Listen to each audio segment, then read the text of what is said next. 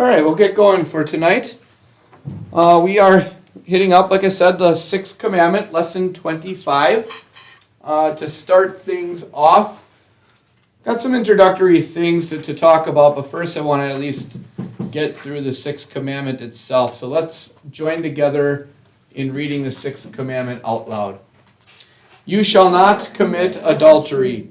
What does this mean? We should fear and love God, that we lead a pure and decent life in words and actions, and that husband and wife love and honor each other.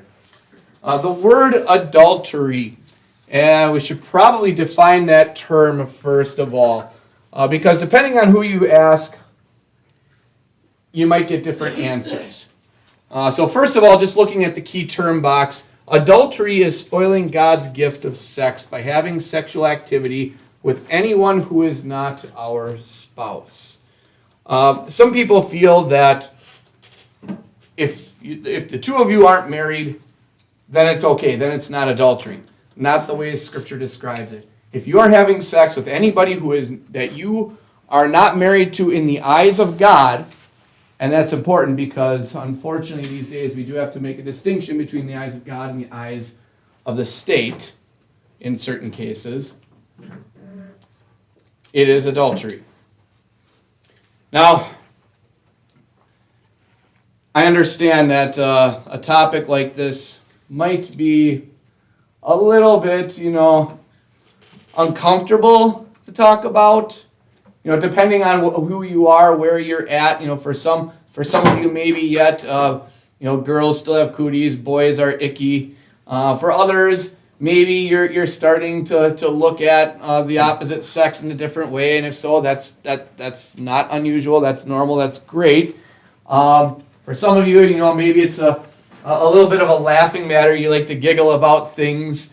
Any of you ever watch the movie Kindergarten Cop? It's a little older movie, starring Arnold Schwarzenegger, where he is an undercover cop and he goes and teaches in a room full of kindergartners. And do you remember that, Aaliyah?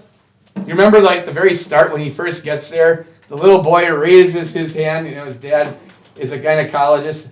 The little boy raises his hand and Arnold calls on him. And the boy stands up and says very unapologetically in front of the whole class in his little kindergarten voice, "Boys have a penis, girls have a vagina." And all the kids are giggling, and even some of you are smiling about it. Okay, it is a funny moment, yes.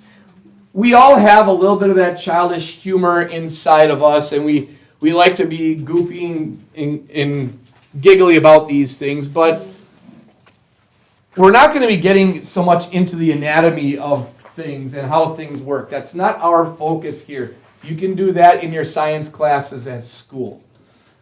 What we're going to be talking about and wanting to have a good, serious discussion with you about this is the blessings and the responsibilities behind God's gift of sex. And it is a gift when used properly. Now, what's interesting is the world's perception on the Sixth Commandment.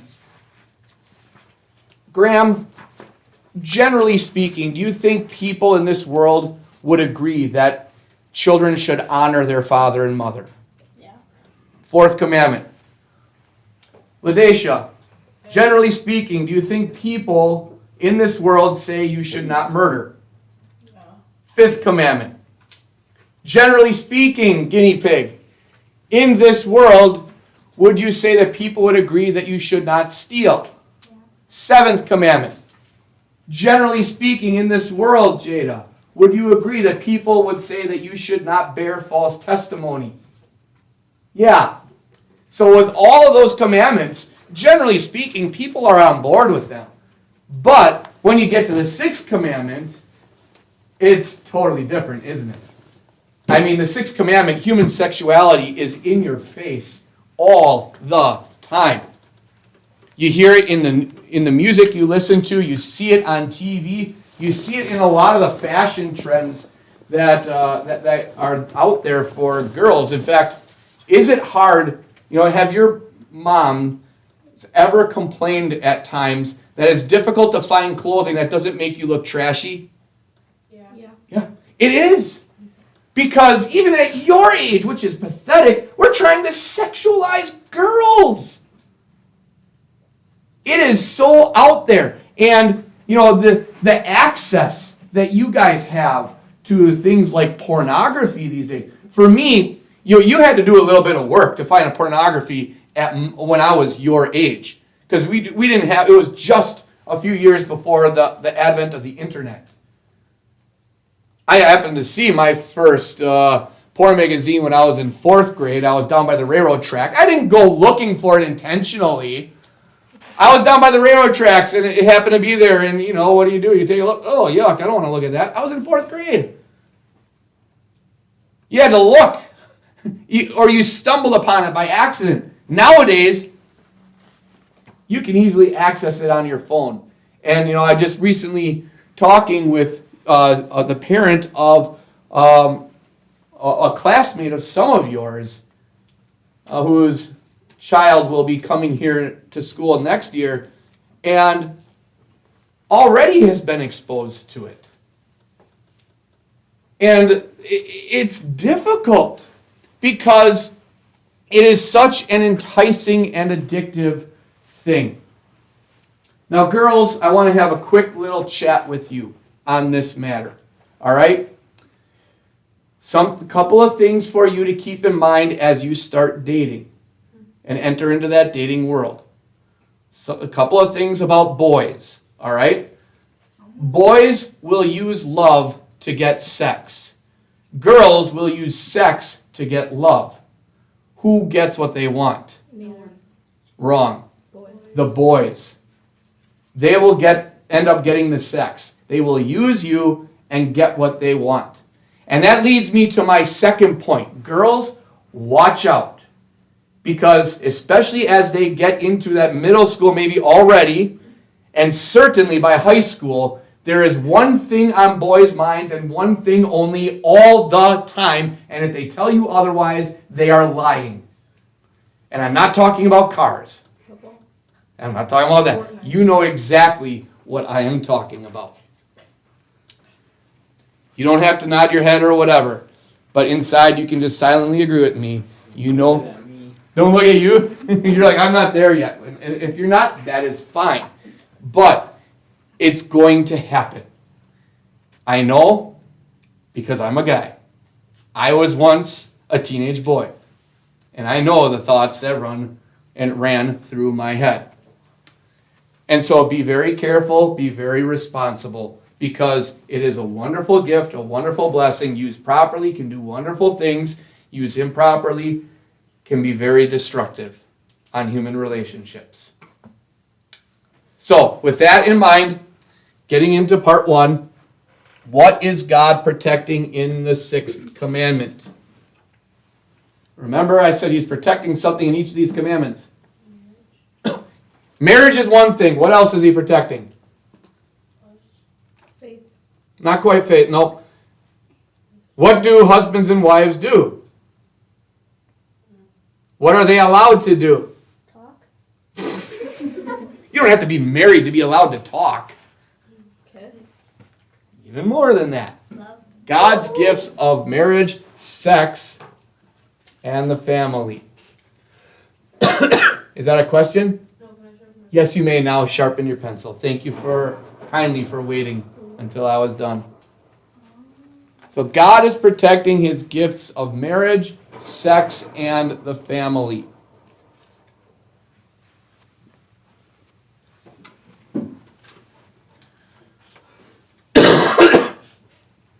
Society these days is attempting to, and really in many ways has, redefined marriage from what it historically has meant throughout the millennia. But marriage, as we will look at in the next passage, is the oldest institution in the world. It is the very first, even before government, it is the very first thing that God established. And if God is the one who established it, we really need to be looking at how God defines marriage. And that gets us to part 2. Our first passage, Macy, could you read that, please? For this reason, a man will leave his father and his mother and will remain united with his wife, and they will become one flesh. They will become one flesh. For whom is marriage intended according to this passage? Go ahead and say it, Ladesha. Man and woman. And notice she said it in the singular. One man, one woman. Now some people will claim that the Bible condones and speaks about many different kinds of arrangements of one man, many women, for example. Yes, that did happen. King David, the dude had loads of wives. Jacob, he had 4 wives. The Bible describes it happening. Just because the Bible says it happened, does that mean that the Bible is giving it its stamp of approval? No. In fact, when you look at each of those situations when men married more than one wife, Children. it was a nightmare for the men. It's like, what? Isn't one woman enough for you? I mean, I wouldn't want more than one woman. Because what happens when you get 2 women married to one guy, now those women are fighting for the man's attention, for his favor. That's what happened with Jacob. The women were always like, fighting for his love and his affection and his attention. And it just created chaos throughout the whole family. One man, one woman. Now, question number 2. According to the italicized portions of this passage, what are the 3 chronological steps? What does that word chronological mean? In order. Yeah, in order in the time in which the events occurred. What are the 3 chronological steps in forming a marriage? And of course, list them in order. Looking at the italicized parts there. What are the 3 steps? Step number 1, Brody, what is it? Leaving his father and mother. Yep, leave parents.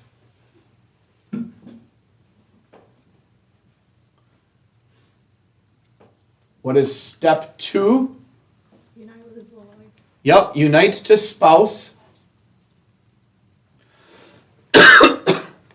And the 3rd step,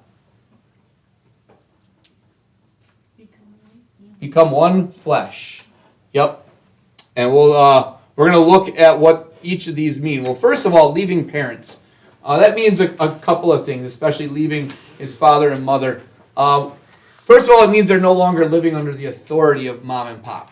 All right? You are your own individual. You are responsible for yourself. The second one is that the parents are no longer his or her primary concern. Your primary concern when you get married is your spouse. Yes, you still love and support your mom and dad, and you might have to support them more as they get into their elderly years, but your primary support is your spouse. And third, you're not going to allow your parents to interfere with the marriage. Especially husbands allowing their moms to interfere, being a bunch of mama's boys. You do not allow that. That's what it means to leave the parents. Getting to question number 3 then. When are a couple united?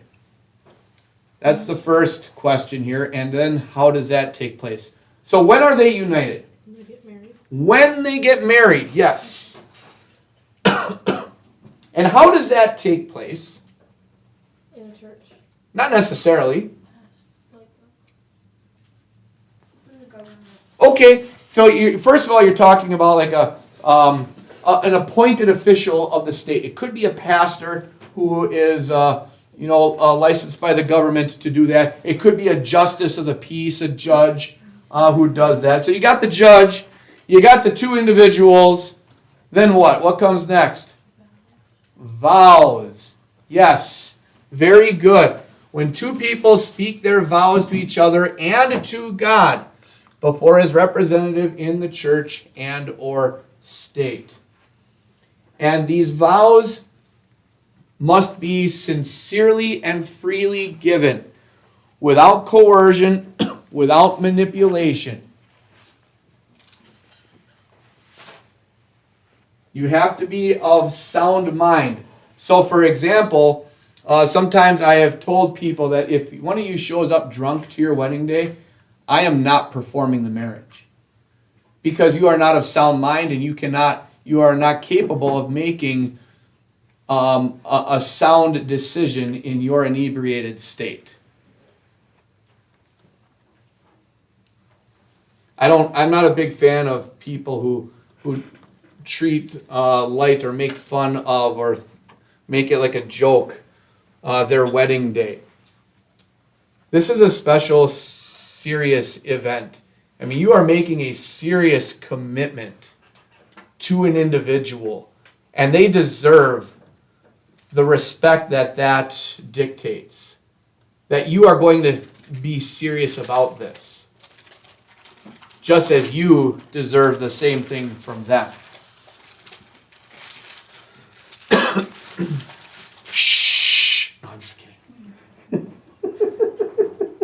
Go ahead. Crumple it up quickly. Don't putz with it. Just get it done. There you go. No problem. Number 4, the third step. And it says they will become one flesh. When do two people become one flesh? What is that talking about? Go ahead, Brody. The smile on your face says it all. After they do it. Yes. There you go. After they do it. So through the act of sex. Now that expression, one flesh, we've got the red box there that we're going to look at, and then I'm going to talk a bit more beyond that. It's a really important thing for us to consider.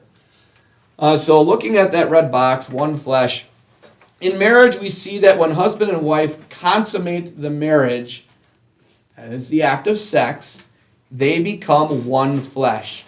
The term flesh is a figure of speech called synecdoche, which is when a part of a thing is used to represent the whole. So we might say nice wheels when referring to somebody's car.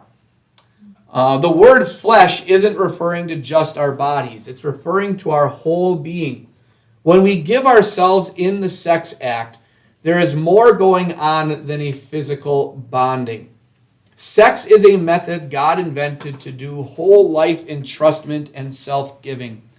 What this means is that unless you deliberately disable it, or through abuse you numb the original impulse, sex makes you feel deeply connected, personally interwoven, and joined to another human being as you become not just physically joined, but you give your entire self to another human being, emotionally, personally, socially, economically, and legally. This bonding happens even when used wrongly. In fact, we just read that part in Genesis where it says the two become one flesh. You don't have to be married for that one fleshing to happen. Many years later, the Apostle Paul, in his letter to the 1 Corinthians, says, shall I unite with a prostitute? And he talks about how you can become one flesh with a prostitute. By the way, what is a prostitute? Yeah, somebody who sells sex for money. Become one flesh with a prostitute. When you just read how you really you gain an emotional attachment. Ugh. There's a story I want to tell about a friend of mine, probably better described as a former friend because of things that happened, and I'll cover that. His name, we'll call him Fred. All right? Not his real name, of course. Fred and I have known each other since high school. Fred and I went to the same college together, Martin Luther College. He went to be a teacher, I went to be a pastor. During the time of his college education, he ended up meeting a young woman. Since this is being recorded, I shouldn't use her real name either. Let's say Melissa. Fred and Melissa. And they ended up getting engaged. And they were going to get married shortly after Fred graduated from college. Well, about a month and a half before they were to tie the knot, they had a moment of weakness. They thought, you know what, we're so close, we're going to be getting married soon anyways. And they did it. Shortly after that, Melissa told Fred that she had been cheating on him, and the whole relationship completely fell apart, and they never got married. Very tragic, and it impacted him. Fast forward about 5-6 years, something like that. I'm out in the ministry as a pastor by this point, and Fred ends up teaching at a Lutheran school not terribly far away from where I was serving. Obviously repentant about his previous sin. But one night we were at the Buffalo Wild Wings in Oshkosh, Wisconsin, and we were talking, and he was talking about this, and he told me, this is when he confessed to me about that one night of indiscretion. And even all those years later, 5 or 6 years later, he told me that it was still messing with him. He was still really thinking about that one night, and he couldn't get it out of his mind. There was a one fleshing going on there. It wasn't just the physical act. There was an emotional connection or bond that he had made with Melissa that now was forever separated because they never got married. And he wanted more of that. And it ultimately compromised his ability to think wisely when it came to future relationships. So that this would be in the fall of 2010. Tells me that he had met somebody, started dating her. Instantly there were some concerns in my mind because I found out really quickly she was not a Christian. How can you be a WELS teacher and be teaching about the importance of the Christian faith and the wisdom, as we're going to hear later, about marrying somebody who shares the same values and beliefs as you do, when you don't share those same values and beliefs with this person that you are now dating? Now, they're just dating, okay. But even so, his parents were a little bit concerned about this. Fast forward 1 year to the later part of 2011. I haven't seen him by this point for a whole year. Strange, given our friendship. I happened to find out through the grapevine from Fred's mom to my dad, then to me, that Fred has gotten engaged. I'm like, oh, okay. A, is it to the same lady? B, does that mean then that she has become Christian? I don't know. Well, a couple months later, very early 2012, I happened to run into Fred. And he's got this big ear-to-ear grin on his face. And I'm like, hey. He's like, hey, how's it going? Good. So I hear you got some news for me. Yup. So what's going on? I got engaged. Congratulations. And then he said, I also have something to ask. Sure. Would you be willing to do the wedding ceremony for us? Yeah. I'd be honored to, one of my closest friends. Not long after that, we're at the same Buffalo Wild Wings. And I find out, I asked him, so last time we talked, this woman, she was not a Christian. Where's everything at with that? And he said, well, it's still a work in progress. Wait a minute. you're engaged, but she's not a Christian yet. Instantly, red flags started going up in my mind. Something just doesn't seem right here. I ended up calling a couple of our mutual friends, classmates, both of whom are also pastors, and without even expressing my concerns, just asked what their thoughts were about Fred. And instantly, they mentioned the exact same red flags that I had.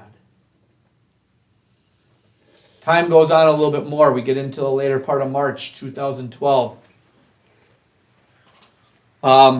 Mid-March. I'm beginning to wonder, why is Fred with her? What is going on? He knows that she is not a Christian. And that cannot be a blessing and benefit for him, for any potential family that they might have one day, or for his ministry. Why is he doing this? And then one day it dawned on me. And I went and talked with my circuit pastor. And he came on his own to the same conclusion. Why is he doing this? Can you take a guess? She's pregnant. Not that she's pregnant, but basically, you're right.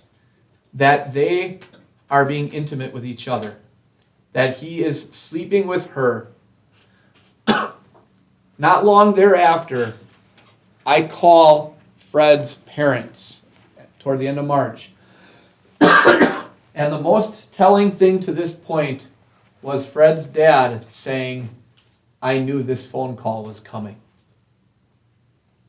His mom and dad had concerns about things.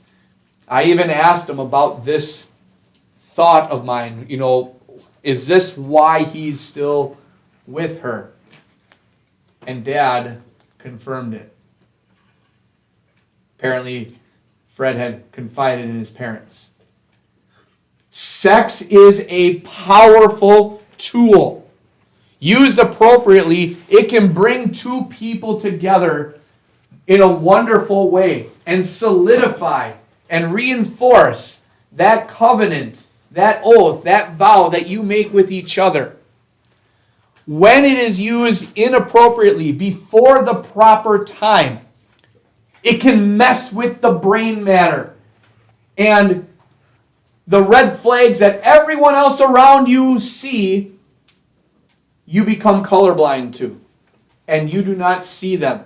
You cannot make a smart, rational decision about the situation. And he couldn't because she, I'll be crass, was playing with his ding-a-ling. And it concerned me for my friend. And then fast forward to May.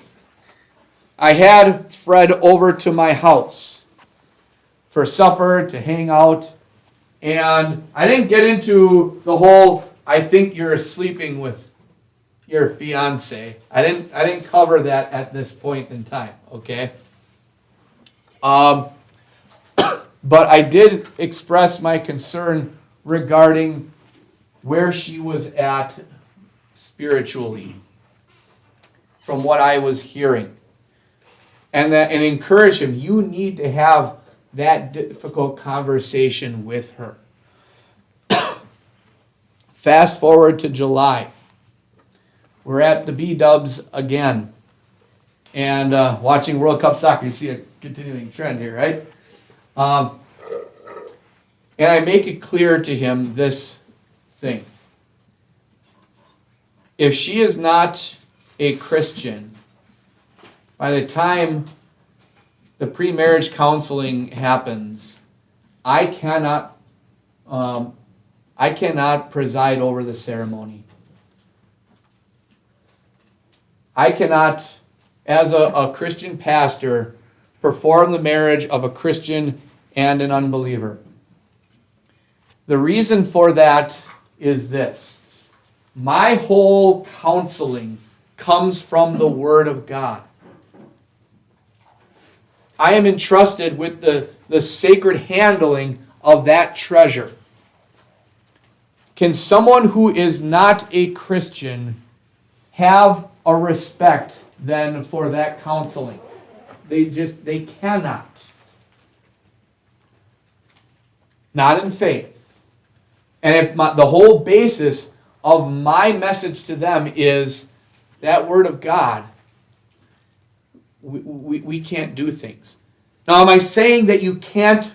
Am I saying that Christians are not allowed to marry unbelievers? No. Is it smart to marry an unbeliever? No. And we'll look at more at that coming up in a bit. Now we get, so I've made that very clear to him. Now we get to August, early August of 2012. And Fred and his fiance are meeting with me in my office. And this is the very first time that I am meeting her in the flesh. Isn't that interesting? Mm-hmm. I mean, I'm one of his closest friends. He's asked me to preside over the ceremony. And I haven't met her before? You know, if I'm the one getting married, I am doing my best to make sure that my best man has known my soon-to-be most important person in life. And I did with Amaris and my best friend Jake. Jake is the actual name. So now I've got Fred and fiance in the office. And you know what's interesting? I had them fill out the form for all the marriage arrangements and whatnot. But then on the back side, I also have the couples sign something that says, we vow that we will keep ourselves chaste and pure, meaning that we're not going to have sexual relations until we're married. Neither of them signed that. When they got to it, looking at the expressions on their face, I could see very awkward and uncomfortable looks going on and whatnot. I had to have a tough conversation, didn't I? I had to ask her, where are you at in your beliefs? And here's what she said. I don't believe in God. I'm not interested in learning from the Bible. And that whole question of where would I go if I died today, to heaven or to hell, doesn't concern me. She said this right in front of Fred. Now, I've got a choice to make, don't I? Do I choose to go ahead with the marriage for the sake of the friendship, doing things that pastorally, going against the work of the pastoral office, or do I risk losing a friend? You make it sound like it's so easy and simple. Put yourself into that situation for a moment and think. This was one of, in fact, I would probably say the toughest situation of my life. My friend put me in a compromising position where I had to choose between the ministry or our friendship because he was too much of a coward. And yes, I say coward, to do the dirty work himself. That's not a real friend. I mean, he pushed me under the bus so that he could look like the knight in shining armor. And I made the difficult choice and had to tell them, I'm sorry, I cannot serve over your marriage. A few days later, not surprisingly, he called and uninvited me from the wedding. At that moment, I had it was really scripted speech to Fred. And in that speech, I asked him, are you having sexual relations with her? And he said, he didn't say yes. All he could manage to say was, I cannot deny what you are saying. He had feelings of guilt. And after that conversation, I called Fred's parents. And Fred's parents backed me on this and supported what I was doing. and were still trying to talk Fred out of the marriage right up until that very day that they tied the knot.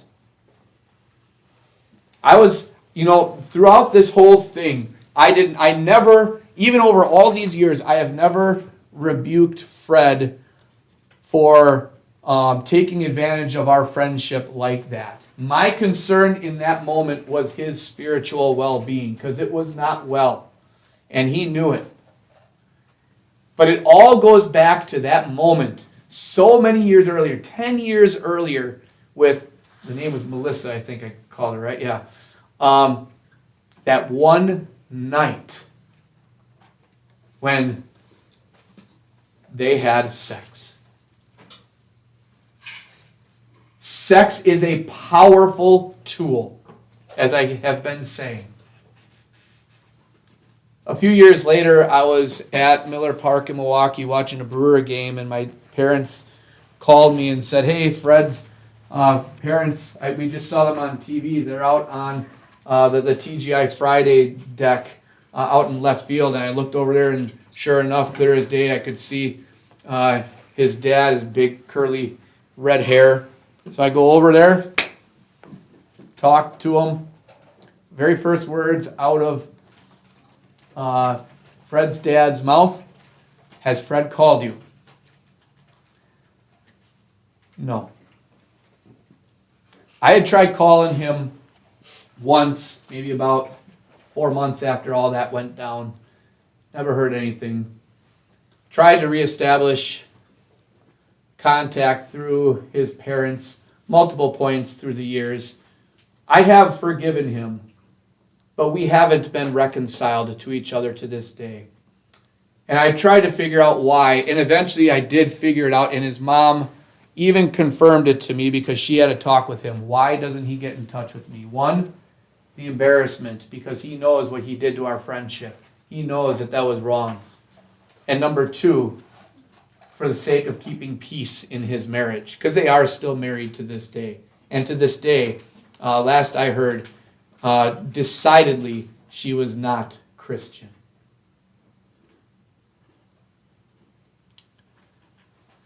Ministry will give you some tough decisions in life. That was definitely a tough one. So bear that thought in mind when you are tempted to make that big decision, and run away from it until the right time. Okay, our next passage. Paige, could you please read Romans 7, verse 2? For example, a married woman is bound to her husband by law as long as he is alive. But if he dies, she is released from this law regarding her husband. So according to what we've learned here, what is marriage according to God's word? So it has to be part. And between whom? Man and woman. Right. Marriage is a lifelong union between one man and one woman. And notice, he said, released from this law regarding her husband. He calls marriage a law. And I think that's a very fitting description. Because when you break the marriage bond, what really are you breaking? The law, God's law. This is not a good legal, moral thing to do. Now, why does God establish marriage? Why does he restrict the use of that wonderful gift to between two individuals? And only two individuals. There are very good reasons for this. To protect us from the emotional, the social fallout that can happen when it is abused. But there are many blessings also that God intends for us in marriage. So as we journey through life, we will establish friendships and many other relationships to varying degrees. We will feel very close and connected to some people. To others, the connection is more casual. Still others may be only acquaintances, while most people will remain complete strangers to us. Marriage is unique among the various types of human relationships. It goes above and beyond that of even close friends into fulfilling each other's deepest needs. In this section, we will explore those blessings and benefits. So the first one, we've got a big section here. Ladesha, would you mind reading Genesis 2? The Lord God said, "It's not good for the man to be alone. I will make a helper who is a suitable partner for him." Out of the soil, the Lord God had formed every wild animal and every bird of the sky, and he brought them to the man to see what he would call them. Whatever the man called every living creature, that became its name. The man gave names to all its livestock, and to the birds of the sky, and to every wild animal. But for Adam no helper was found who was a suitable partner for him. The Lord God caused the man to fall into a deep sleep. As the man slept, the Lord God took a rib and closed up the flesh where it had been. The Lord God built the woman from the rib that he had taken from the man and brought her to the man. Okay. So God says, it's not good for the man to be alone. I'm going to make a helper suitable for him. But before he does that, what does he do first? He doesn't just go and pull Adam aside and say, okay, I'm going to put you down for a second. When you wake up, I'm going to get you something really cool. He does something else first. What does he do?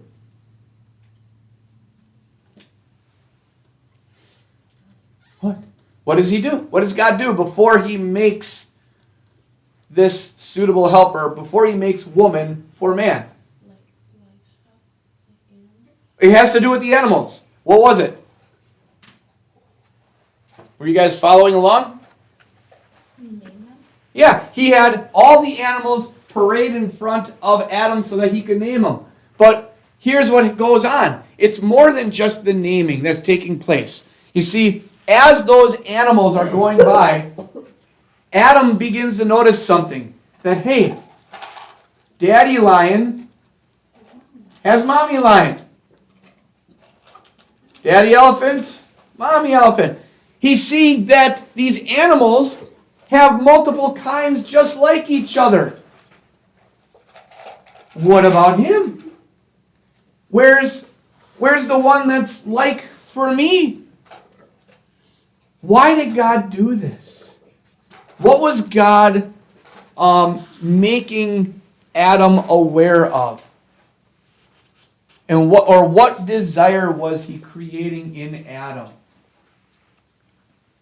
Love. Okay.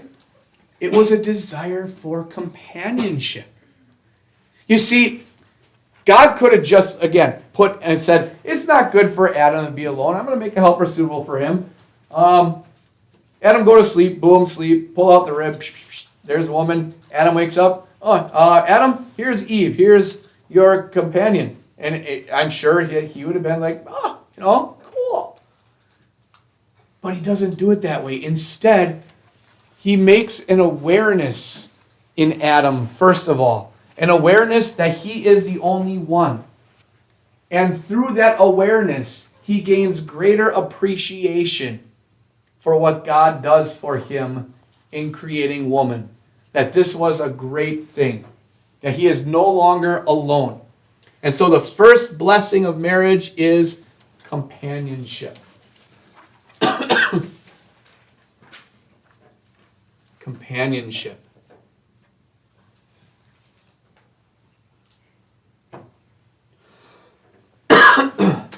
Next passage, 1 Corinthians 7. Aliyah. But because of sexual sin, each man is to have his own wife, and each woman is to have her own husband. Pause there for just a second. Notice what he says. Because of sexual sins, because of the desire to have sex, it is built into each one of us. That is good. Unfortunately, sinful nature takes a hold of that and twists it for unhealthy purposes. Because of that, he says, it's good, generally speaking, to get married. Now, should sex be the only reason you get married? Obviously not. All right? You got to have more than that, because sex is not going to be what ultimately sustains a marriage throughout the years into those older years. It doesn't. Over time, for most people, your sex drive goes down. All right? And it's different. It can grow, it can get better, but it's not what's going to sustain the relationship. Continue reading, Leah. Verse 3. The husband is to fulfill his obligation to his wife, and likewise the wife to her husband. The wife does not have authority over her own body. Her husband does.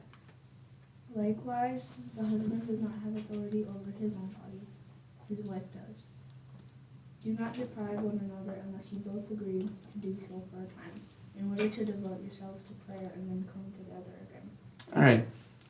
The husband is to fulfill his obligation to his wife, and likewise the wife to her husband. What do you think is that marital duty or that obligation? What is he talking about there? Love. More than just love. It is God's gift of sex. All right?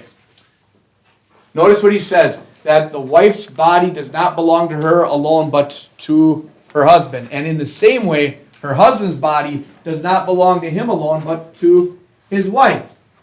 Meaning, that I have the right to call upon my wife and say, hey, I want to make love. And vice versa. She has that right as well. Because we belong to each other.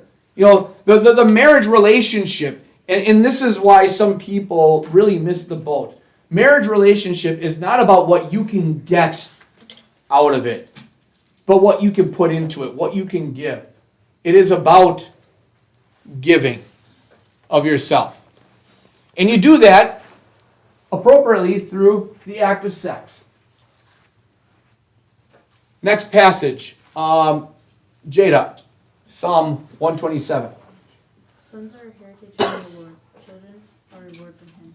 Like arrows in the hands of a warrior are sons born in one's youth. Blessed is the man whose quiver is full of them. They will not be put to shame when they contend with their enemies in the gate.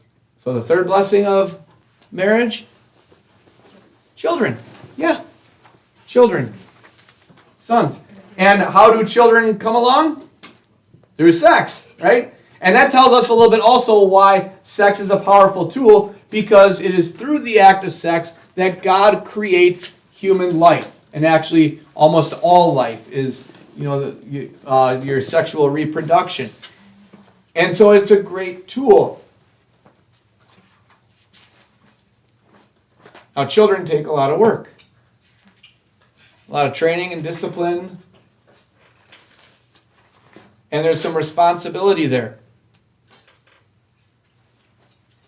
At this stage of your life, Jalen, are you 13 or 14 now? 14.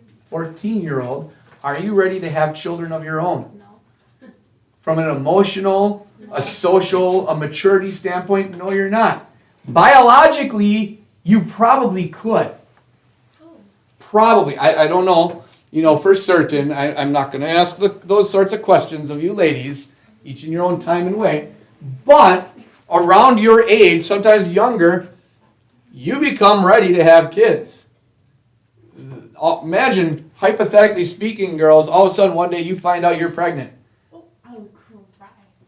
That's kind of scary, isn't it? And yet you know that there are kids who go through that because they have abused this gift at such a young age.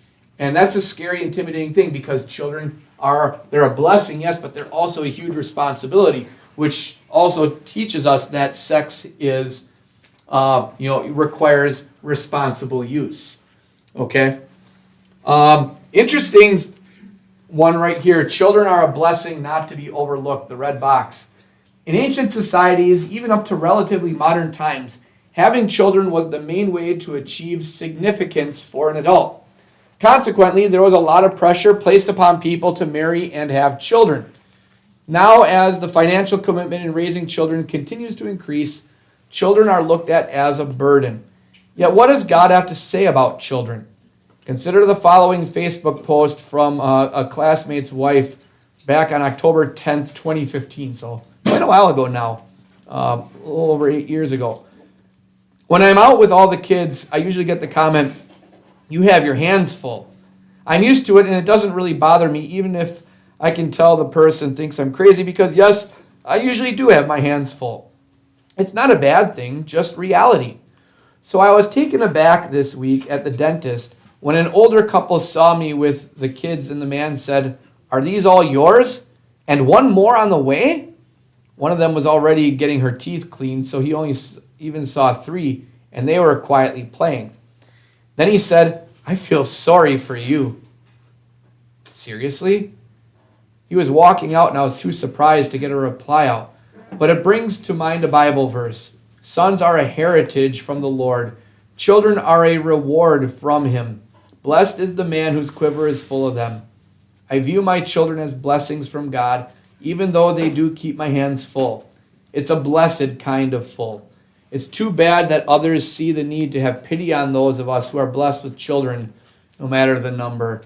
Children are a blessing, and don't discount that should you one day get married. They really are. There is a special joy in being a parent that you just cannot understand and grasp until you actually become one.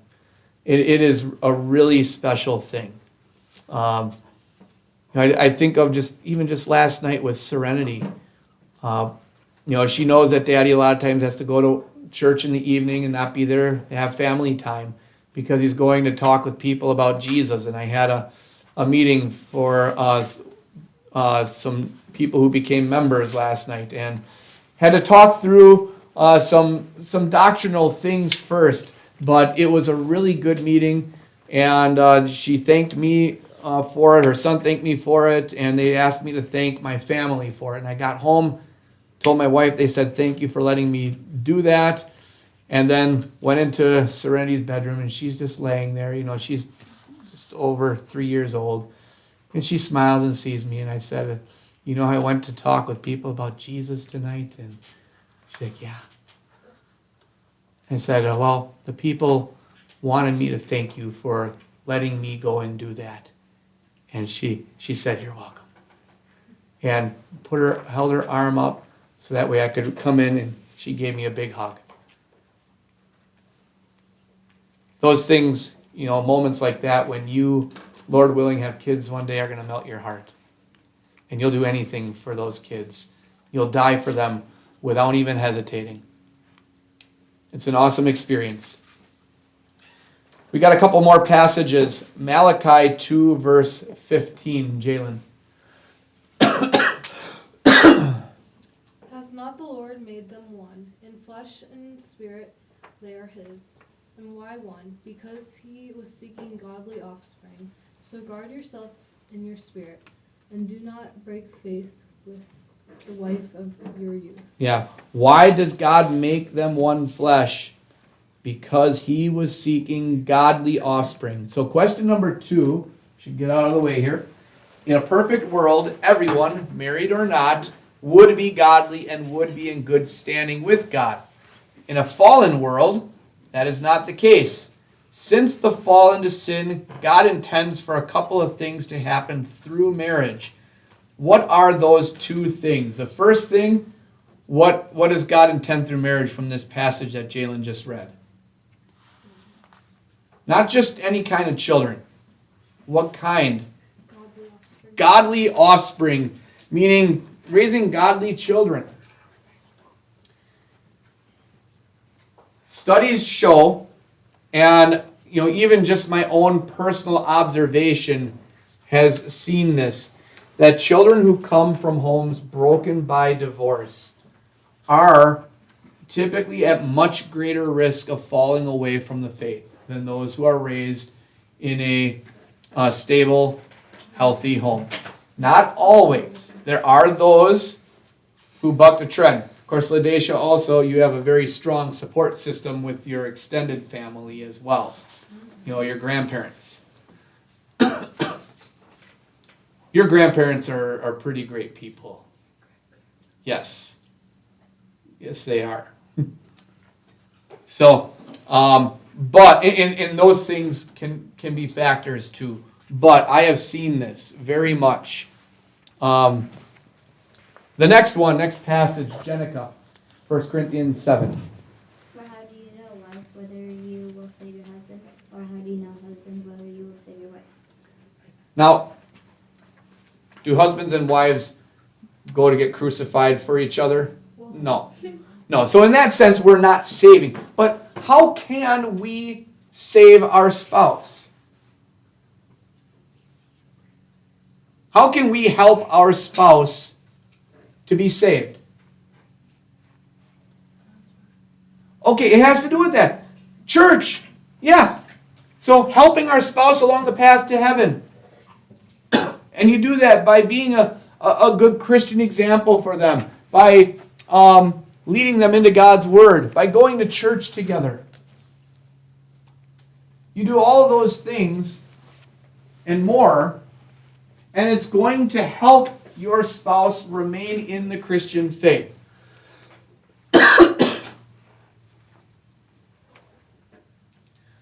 So that leads then to question 3, and this is coming back to something we heard about earlier with regard to my friend Fred. It's so hard not to say Fred's real name, and I'm always very careful because every once in a while the real name accidentally pops out. And I don't want to do that, mainly because I hope to keep this recording. I don't want the real name out there online. Anyway, question number 3. If Paul says that we are to help our spouse on their way to heaven, and they are to help us on our way to heaven, what does that tell us about the faith of the person that we plan to marry? Jenica, Lord willing, you're going to get married one day. What should you be looking for in a potential future husband, especially in regard to their beliefs? Christian? And I'm going to even go beyond this for a moment, okay? I know it's hard, and you can't always do this in this world, but not only Christian, but it is even better if they are the same flavor of Christian as you are. The same church body, the same denomination, flavor. No. The same kind of Christian. Even just last night in that same meeting, there was, the wife is becoming a member, the husband is not. He's a Christian, but he's committed to going to his other church, and she was concerned, is this going to be a problem or a difficulty, whatever. And there can be difficulties. When you have a split home where one spouse, let's say, is Lutheran, the other one is Catholic. Where does the kid go to church? Where do they get their Christian education? If you're both Lutheran, you're going to be on the same page and you're just going to go, right? If you're split, now there might be a little bit of a battle. It can be challenging. Can be. Sometimes one will just say, okay, yeah, you can do whatever you want to do. That's what essentially my dad did. Well, granted, my dad was only nominally Catholic in name only by the time I was born. He wasn't a practicing Catholic. And so it was only natural then that my family, we ended up attending Lutheran church. So that wasn't that big of a thing. But for some it is. But yes, especially Christian. And let's take a look at this red box here. The inevitable result of marrying an unbeliever. And this is important for you guys to consider as you are thinking about dating and a spouse one day. If you choose to marry an unbeliever, there are some things that you should consider. If Jesus is central to you, then that means that your partner doesn't truly understand you. He or she doesn't understand the ground motive of all you do. Also, your spouse doesn't share what is most important to you. Every day you will have to look your spouse, the person you love most in this world, in the eye and say to yourself, we won't be in heaven together. There are only 2 ways to proceed with this. One is that your Christian faith will become less transparent in what you do and say as you begin to hide it. The other, worst possibility is that you move Christ out of a central place in your consciousness, perhaps even rejecting Jesus as your Savior. Lastly, your spouse's unbelief likely will have some sort of negative impact upon the spiritual development of your children, especially if the father is the unbeliever. Your children will be much less likely to retain their Christian faith into their adult years if they have it at all. I mean, think about that. You love your spouse. I don't know how Fred can do this, or if he does it, or if he just tries to tune it out. But looking his wife in the eye and realizing we're not going to be spending eternity together. I could never do that. I desperately wanted to get married. I'll even admit that I made an idol out of marriage in many ways throughout my life. What I really wanted was human companionship. And for whatever reason, sometimes it was divine intervention. Thank you, Lord, for saving me from that dumpster fire of a woman. Other times it was divine. Oh, there were some real gems that I was thankful to avoid. Other times it was divine interdiction, like where it was a great situation, but he interrupted that, like, come on, God, give me a break. And I wanted it. But I never wanted it so bad that I was willing to cross that line to marrying somebody that didn't share the faith with me.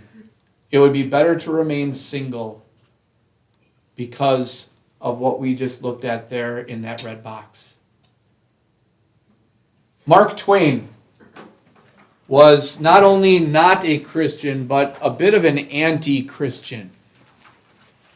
He did not care for the Christian faith. His wife, when they first got married, was a Christian. In fact, she was convinced that because they were married now, she's going to help to bring him over to the Christian faith. Well, guess what happened by the end of their lives?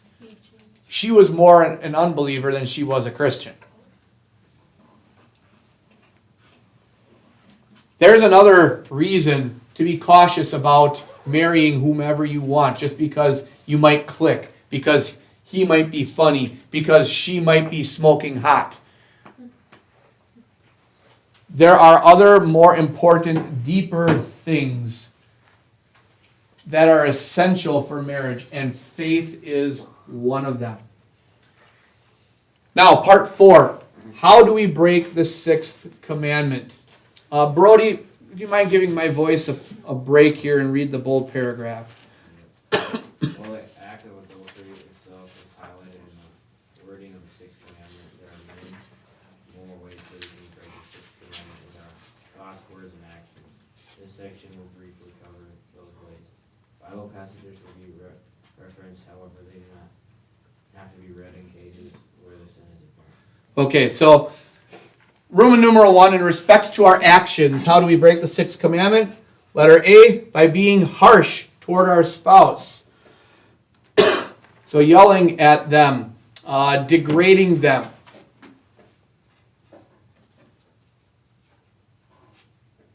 Belittling them, talking them down, those sorts of things. Adultery itself, the act of sex with somebody who is not your spouse. Leah, did you write this down? Any form of sexual immorality. So it goes beyond just adultery itself. There are other sexual acts that can be performed, and we don't need to get into that. But it goes beyond just the actual act of sex itself. Divorce. And coming up next time, we're going to look more at the topic of divorce. The next one here I'm going to talk about just for a little bit, cohabitation. And I'll come to it more when we get to the definition, the key term box, cohabitation. And then last of all, another one we'll touch briefly on here, and we'll be covering much more extensively once we get into March. And we'll spend a few weeks on this topic, the topic of homosexuality. Scripture makes it very clear that those things are sins. Now, defining our terms, divorce is ending a marriage before either spouse has died. The second one, cohabitation. Have you guys heard that word before? Cohabitation. What it is the state or condition of living together as husband and wife without being married. Okay? For the kids in the school here, I believe that topic gets discussed more with them in the 8th grade with currently Pastor Radke. But looking at the list of passages by letter E, cohabitation, there are a few reasons why we say that this is a sin. First of all, I should state this. There is nowhere in the Bible where it says in these words, or this explicitly, thou shalt not cohabit. You're not going to find it. All right? So how do we know that God does not want, especially romantically involved couples, living together outside of marriage? Well, you take the principles of what God says about human sexuality and you apply them to the situation.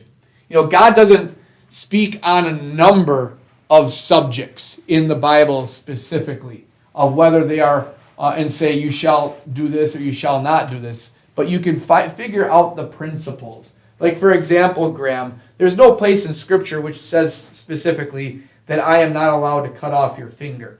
Whoa. Oh, pretty radical, huh? But how do I know that's wrong?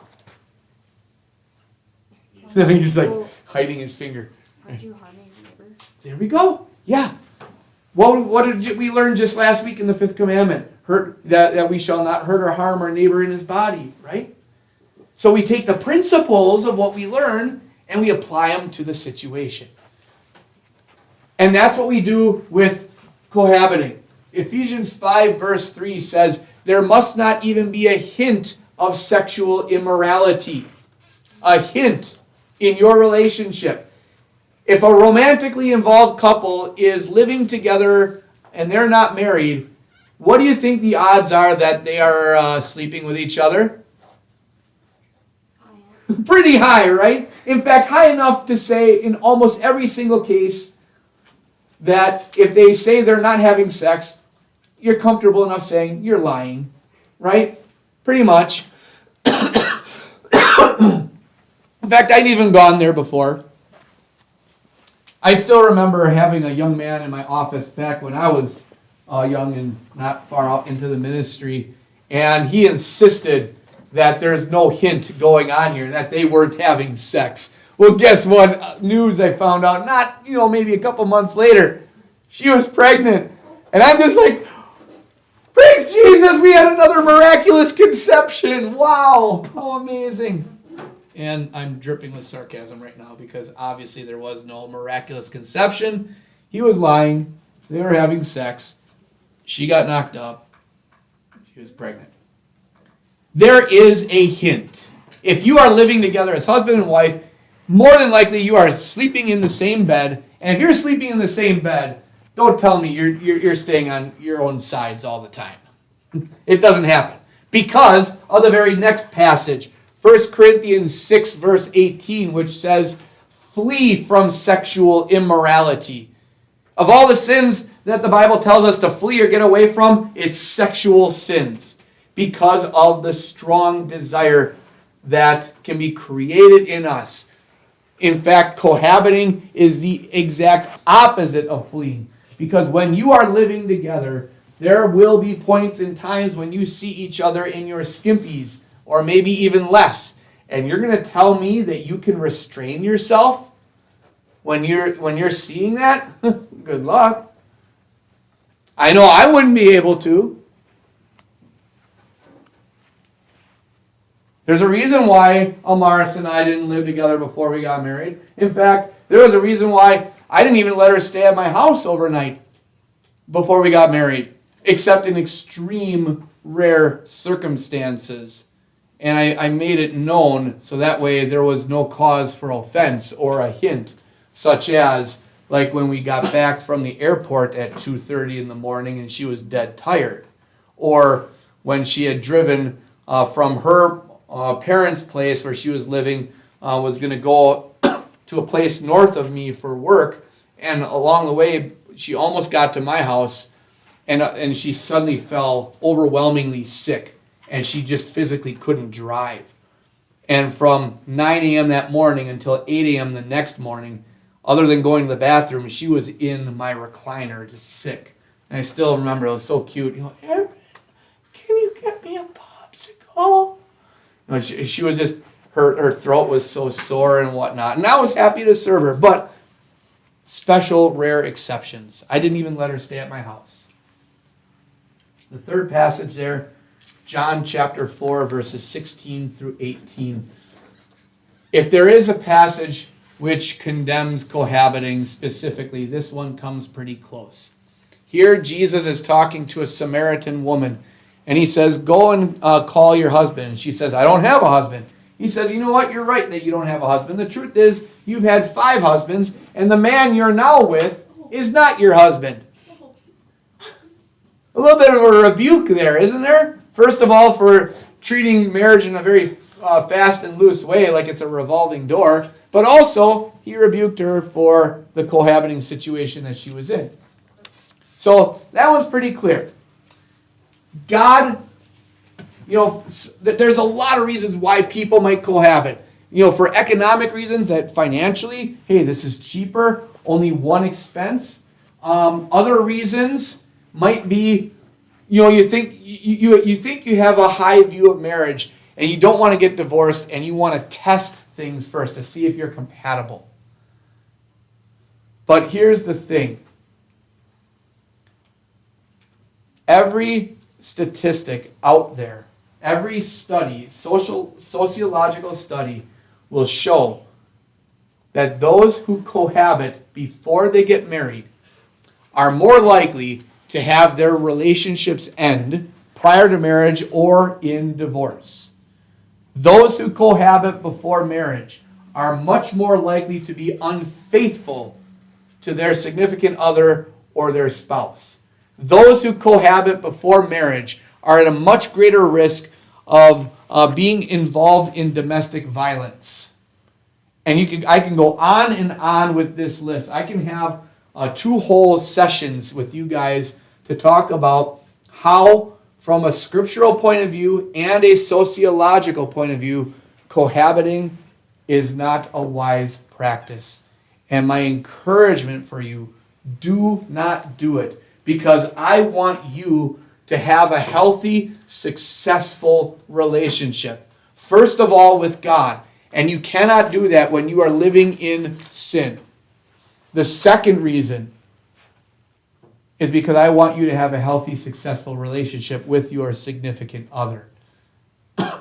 There's something that is missed out in the bonding and maturing process of growing together when you rush to cohabit before you have made that commitment.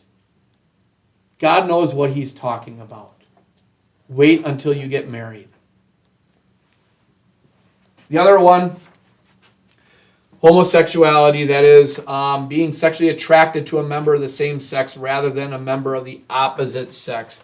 Again, we're going to discuss that topic more later on, but just a couple of quick things. Interestingly enough, homosexuality, that term has changed in meaning over time. It used to, nowadays it refers to this, of the sexual attraction itself, of a man being attracted to a man in a sexual way, a woman to a woman in a sexual way. In older days, it was more just used in reference to the activity of 2 men or 2 women having sex with each other. A lot of things to say about this, and we'll cover some of them later, but just a couple of things to highlight. Can you have homosexual desires and still be a Christian? Yes. I think of my good friend Scott Barefoot, and that is his actual name. He has no problem with me sharing that on here because he's talked publicly and he has videos of his own online. He is same-sex attracted. He left the gay lifestyle many years ago. He has the AIDS virus because of his time in the gay lifestyle and the sexual immorality that he committed during that time. He does not commit adultery, through homosexual acts these days. He is repentant. And he's not alone. There are many others like him. When we talk about sexual sins, and you know what? Actually, I'm going to hold off on that for just a moment until we get to the term that describes it. But before we move on, I do want to take a look at the red box here. Sins of lifestyle. Sin is sin in God's eyes. No sin is better or worse to God. All sin will be judged equally by him. Therefore, we should not cherry pick certain sins from the Bible and hold them up as being worse than other sins, especially those that we have a tendency to commit or don't have a tendency to commit. And that's unfortunately what happened in the past, especially with regard to homosexuality, that the church made it out to be this absolutely horrible sin, far worse than all the other sins that we commit ourselves. Wrong, not true, and it did a lot of harm to people. However, although all sins will be judged equally in God's eyes, as I've said to you before, certain sins are more destructive than others, both to society and to our own faith. Some sins that can be more destructive to our faith than others' sins are called lifestyle sins. They are called lifestyle sins because we are actively living in them, meaning they are a part of our lifestyle. Some examples of lifestyle sins are engaging in homosexual behavior, adultery, or when we live, especially romantically, with someone of the opposite sex who is not our spouse. They are especially dangerous because as long as we are living in them, we are not repentant. While none of them are unforgivable or worse than any other sin, their constant presence in our lives is a constant threat to the health of our faith. Remember that passage, Hebrews 10, verse 26, for those of you who were here in the previous year. For some of you, you'll get it next year. That if we deliberately keep on sinning after we have come to a knowledge of the truth, no sacrifice for sins is left, but only an expectation of judgment and raging fire that will consume the enemies of God. That if we know that Jesus died for my sins, but I am going to continue to do the very thing that Jesus had to suffer for and willfully do it, I am forfeiting whatever claim I have on Jesus' sacrifice. And that really is what cohabiting is. Because you don't just all of a sudden go, oops, we're cohabiting. That doesn't happen by accident, right? There's no way that's an accidental thing. There is some thought and planning that goes into that. Okay, like I said, more on the subject of homosexuality another time. Roman numeral 2. How do we break the Sixth Commandment? In respect to our words. And letter A, obscenity, foolish talk, coarse jokes, or dirty jokes. And we all know what all of those are. The F-bomb, certain gestures, physical gestures like giving the bird, other stuff, dirty jokes. Any a question, Ladesha? Nope. You know what? You understand what I'm talking about, right? Yeah. Flipping the bird. You know what that is? Yeah. Okay. Yeah, the middle finger. Yep. In our culture, now that's a cultural thing. Not every culture practices that. In some cultures, giving the thumbs up is the equivalent of that. Yeah. As I recall, it has to do with shooting a bow and arrow, where the flip the bird came from. But I've heard that expression. Anyway, the next one here, just defining those terms. Obscenity is foul body language that has sexual innuendos or references. Foolish talk, so talking in a careless, irreverent, or bragging manner about sex. And then coarse jokes, that's dirty sex jokes. Not appropriate, not necessary, don't do them. Last of all, Roman numeral 3, in respect to our thoughts. The first one here is lust. Whoever looks at a woman lustfully has committed adultery with her in his heart. So if you are like in your mind undressing another person and thinking about or fantasizing having sexual relations with them, you are guilty of lust. That is adultery of the heart. Who commits adultery then? All people. And, I'm comfortable with being open and honest. This is my sin of weakness throughout my life, that I always have to train and discipline myself to watch out for. Any of you ever see the movie Bruce Almighty at all? No? Do you remember that one scene where the file cabinet opens up and it just keeps opening and going and going and going and going? Imagine that file cabinet being full of sheets of paper, and each piece of paper is one lustful thought. That would be my brain. That would be my record in God's eyes. Hands down. I know it. I am guilty, guilty, guilty, and I repent of it every day. Thank goodness I have a wife, that I can have good, God-pleasing desires for her. Pornography.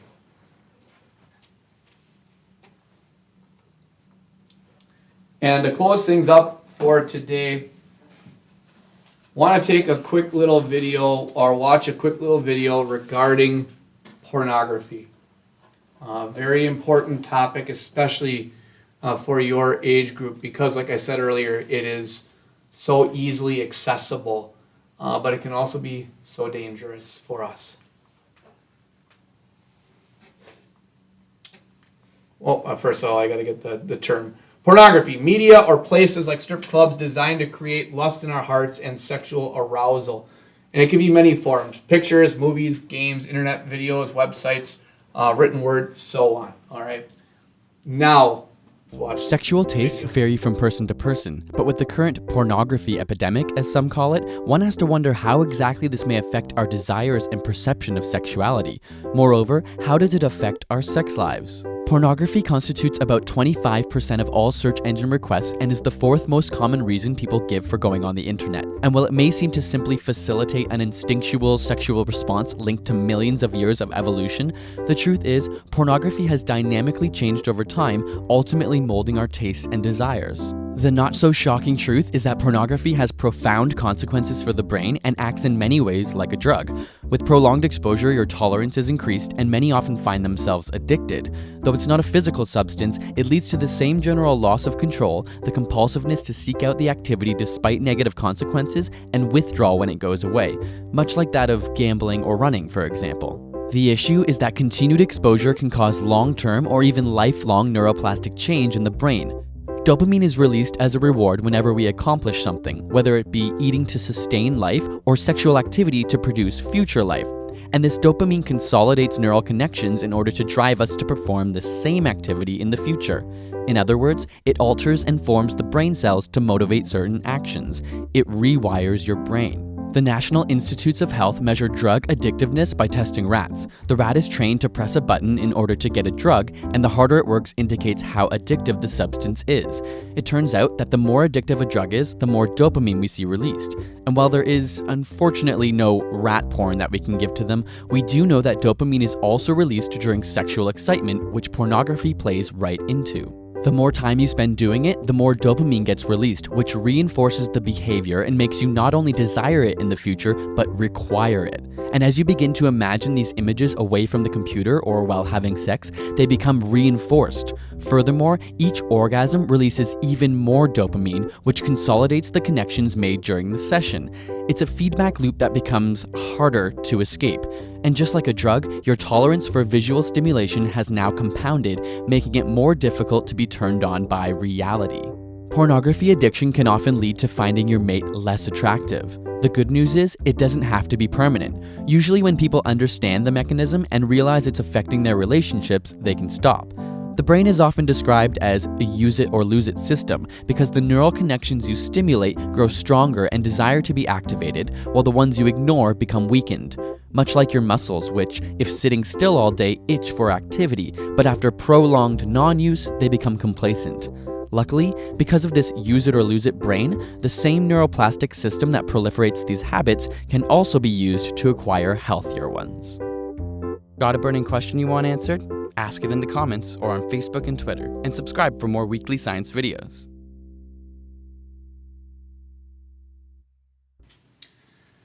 All right, just really quick in wrapping up here. Pornography is a very, as you can tell, addictive thing. In fact, it's been discovered that pornography is even more addictive than crack cocaine. Oh yeah. And the reason for that is because eventually crack cocaine will leave the body. You just can't hit the delete buttons and erase the images from the mind. They stay with you. And that can continue to feed the addiction. Now, pornography is a particularly shameful sin. Not shameful because it's worse than others, but because it isolates us in like a closet of shame because people just don't want to admit it. But I want you to know that your pastors understand this, okay? And don't feel so ashamed that you can't come to us and talk about it if you are struggling. I have had a couple of individuals here in my time here talk about it, and I approach it with empathy and understanding because I know that it can be very addictive and very hard, and you are making that step that you want to make the change, and that is the right thing to do. However, for more on that, if you are also interested, if you are currently or one day will be struggling, there is online help. In the red box there, you have the website www.conquerorsthroughchrist.net. It is run by a Wells pastor. He's just a year younger than me. Pastor Mike Novotny does very well. If you are familiar with the Time of Grace videos at all, produced by that Wells group, Time of Grace, Pastor Novotny is on there from time to time. And there are resources there on that website that can help. Any questions at all as we wrap things up tonight? All right, like I said, we'll be covering more next week, getting into part 5. Let's close with the blessing. The grace of our Lord Jesus Christ and the love of God and the fellowship of the Holy Spirit be and remain with us all. Amen. Have a good night.